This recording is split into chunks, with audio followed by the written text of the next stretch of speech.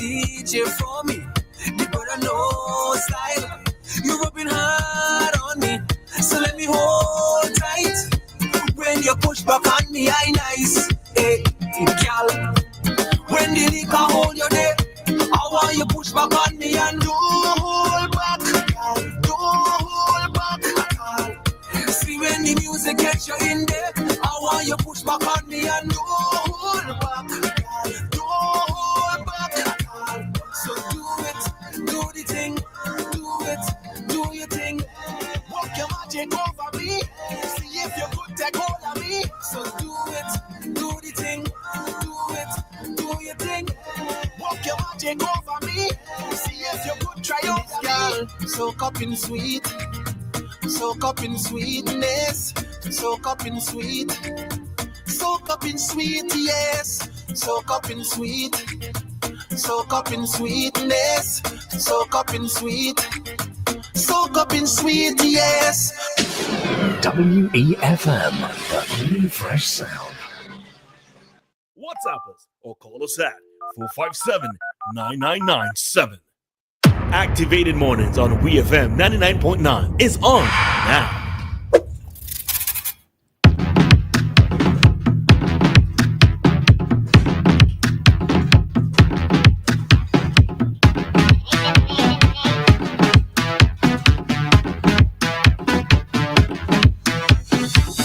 All right, it's time for an SVG. It is 8:46, and we are back with you for another commentary segment here on today's Activated Mornings program.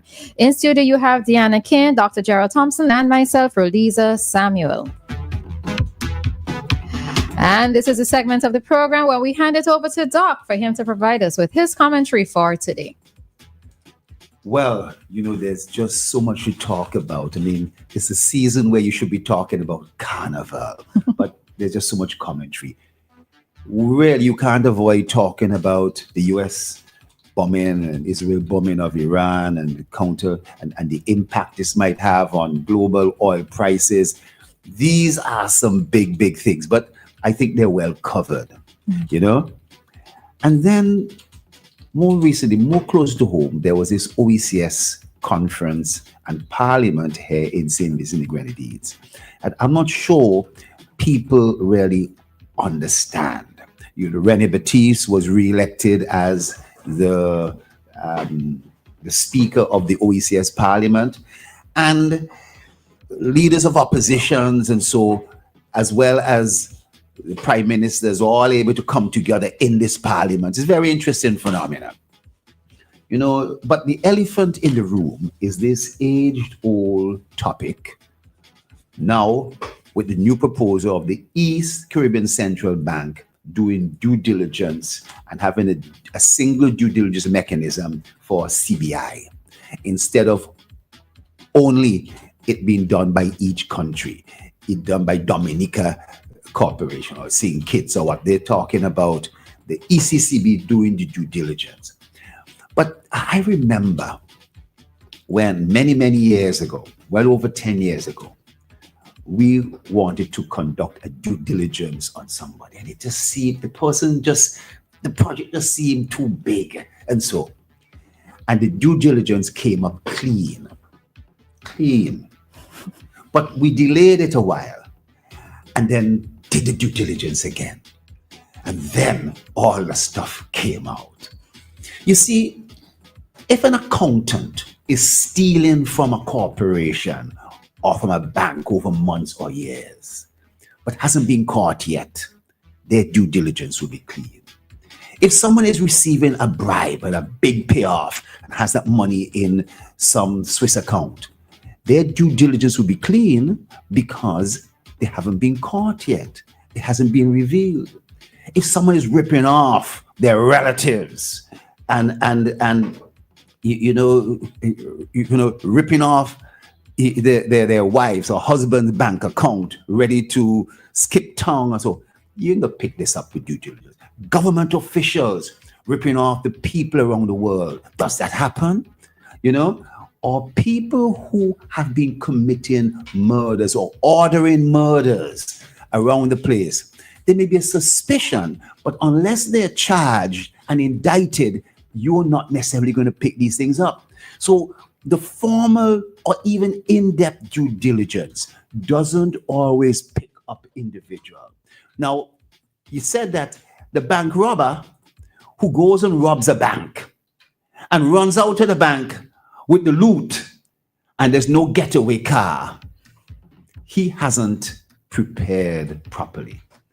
And so in many circles, people have the view that a second passport, a third passport is something analogous for some people as a getaway card. There's definitely legitimate reasons why somebody may want.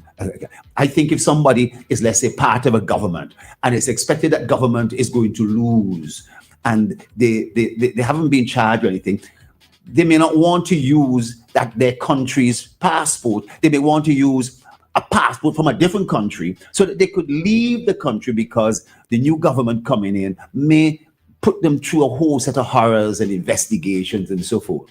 And some people may think that that's all right. But in the lead-up of discussion, there was two opposition persons, Chastany, former Prime Minister of St. Lucia, and our own opposition leader, Friday, who was being asked questions by Kenton Chance. And there was a stark difference in the way the two individuals approached the question. And let me not say anything about Mr. Friday, because I think it might invoke Queens and Dr. Dave Friday? to Dr. Friday. Give me good respect. But Chastany said that there is a serious problem, that the memo that has come from the United States is real. And that basically corruption and money laundering is real. He indicated that some countries are supposed to have a mandatory amount charged for a passport, let's say 100,000. But they have been undercutting that figure, charging 60,000, 65,000. And because that money has to come through US federal banking system, it's considered to be an aspect of money laundering, and serious implications in relation to our own ECCB currency and so forth. And then he cited episodes of where there was corruption. He's not saying that some countries haven't run it well, but the ability to do proper due diligence for the reasons I just outlined earlier, that you have to have that person literally indicted and charged. That person would have to, they committed a murder to say that they're a murderer. But if they may have killed a few people and nobody knows until 2 years later, they've already gotten the passport and that was their getaway card, one of their getaway cards. And so Chastany said something very strange, that he is in favor of a residency by investment program, which is different. Remember a few weeks ago, I pointed out between a residency by investment and a citizenship by investment. And for some of our countries, what they're doing, they are able to sell a citizenship first and foremost without a residence. Chastany said he is going to introduce a residency by investment program. But what was strange is that Dr. Godwin Friday said, what Chastany just said is a troubling type of development, and he will have to follow this. And quote and unquote. I think that it is, some time ago, I think it was Minister Gonsalves who pointed out that there are operatives here in St. Vincent who are going out and selling and selling passports from other countries. He didn't mention any names. It would be very interesting. An operative here who's selling passports for other countries. Operatives who are involved in selling passports, in the selling of passports for other islands. And operating here in SVG? They're from St. Vincent and the Grenadines. And he suggested that they may be even involved at some higher levels. You understand? Let me leave it that way. But I don't know if some of our more frequent callers, they would have heard this, but they don't ask this question. Who are these individuals? Who are they? So the same way, Roleza, it piques your curiosity. I'm not going to, the lawyers of WEFM and so forth. You're going to tell me off here. I'm going to tell you off. I'm not going to tell you off. I am just raising the point. We should be asking Camilo Gonzalez, who was he talking about? You understand? Who is he talking about? Don't ask Gerald Thompson, who is he talking about? I don't know who he was talking about, but I am not going to say. And, choke me, do it to me. I ain't talking that out on radio today. Maybe later. But the point I'm making is that people have said, we could team up with the European Union to do some nice, good, proper due diligence. And we will do it right tight due diligence. When you start doing that, the people who really want the passport for getaway, they ain't coming to you anymore. And that's why the revenue from CBI in a number of islands has started to drop significantly. And just like offshore banking, when we tighten up the rules and tighten it and tighten, the offshore banking sector would have collapsed because it's no longer has the loopholes for people to be able to walk through. I'm not talking about squeeze through, to walk through. And so in my commentary this morning, I want to cite this as an issue from research done on the topic. All right, so let me see in the next 4 minutes how best I could engage you. All right, because you know me. Sure, man, engage me. People say the two you and Dianna just beat up on me badly on a Monday morning. Me? Well, I tell you, let me bare my chest and check it. Let me take my licks this morning. Come on. All right, so I have 3 questions for you with regards to what you said, right? So apart from the country themselves, those who are involved in CBI, doing their own due diligence, don't you think that the ECCB, it's just fine for the ECCB to do it as well as an extra measure? Yes. Are you opposed to that? Oh, I have no problem. ECCB is an excellent organization. They represent the OECS, and it's a great idea. The thing is, though, that there'll be 2 effects as a result of that. It isn't just that they're going to weed out. I'm making the case that, just like with offshore banking, you will find that a lot of persons have been squeezing through the crack, walking through the cracks in the system. Well, I mean, and it is part of the revenue. You see, I think because to carry out due diligence, you can use different measures, right? You can use different. What's the best word to use? At the point of the people who want the passport, most of the people. So if you have the country and the ECCB using different measures to carry out whatever their checks are, is that, to me, that is like an extra source of protection. Yes. If I am applying for a job and I know you're going to check it out, I may not say that I have done this, I've done that, I've worked on 10 radio stations, I've worked on this, that, the other. Or I can say, but it's just you double checking it. Yes, it's you double checking it. But the point I'm making is that the national bodies have been found wanting.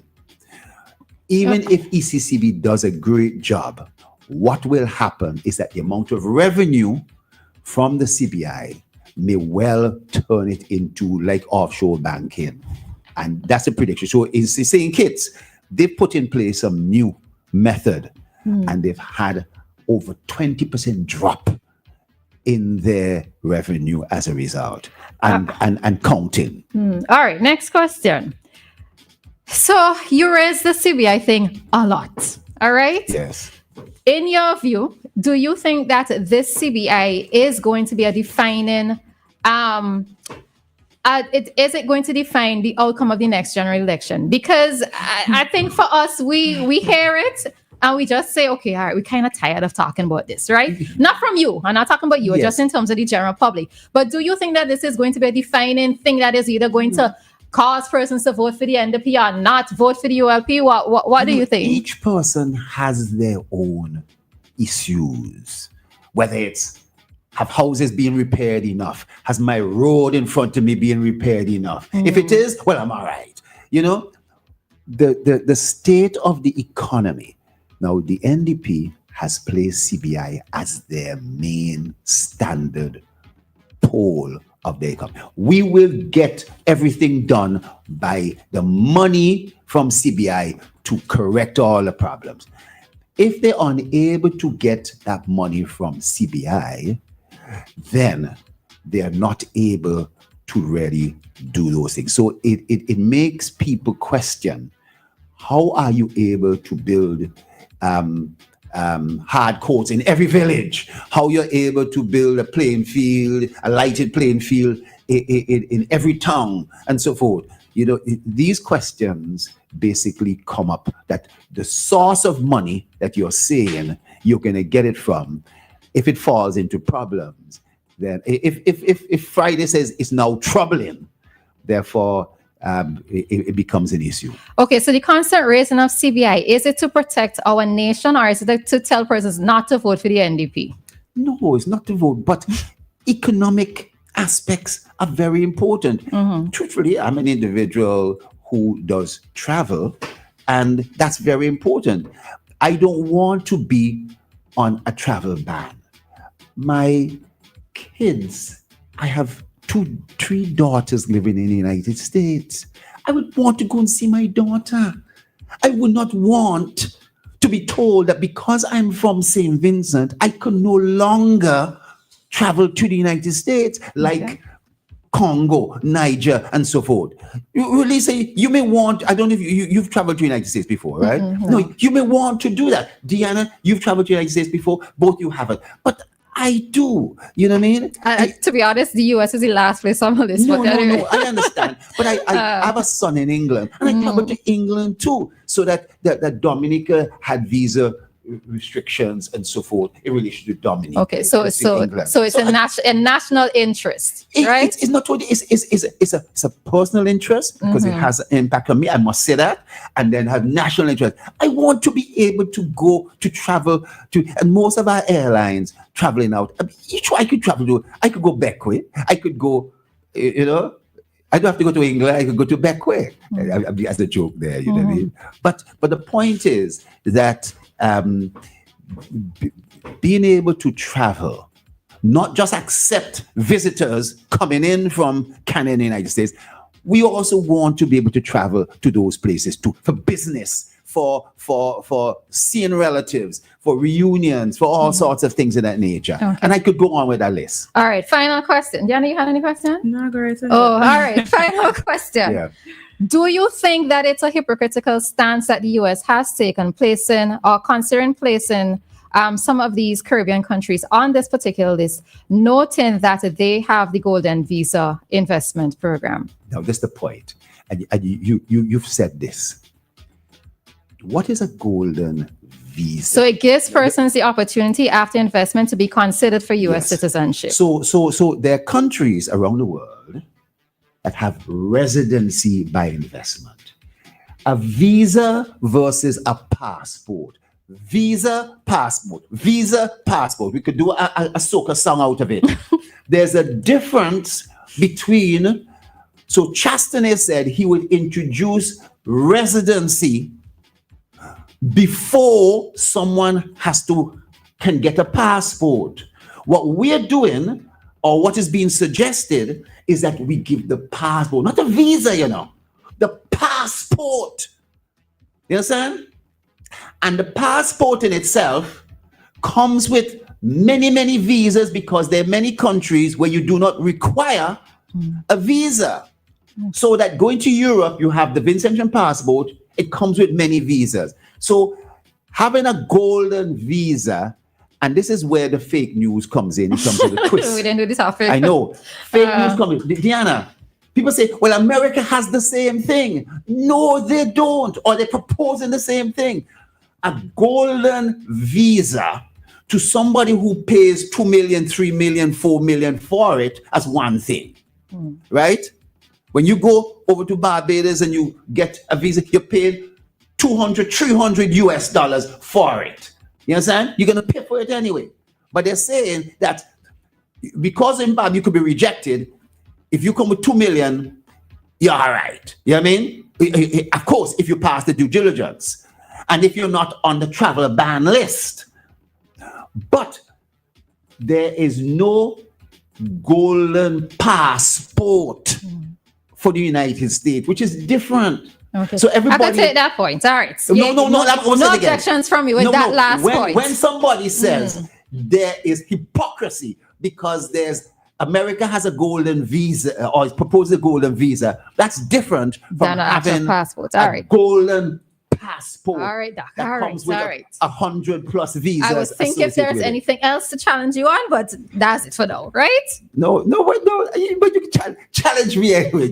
No. I mean, I get the point that you're making with that last part, so yeah. I could take it. I wouldn't. But Roleza, I wouldn't counteract it. The overall thing I'm trying to make is that, okay, let's say you meet a guy.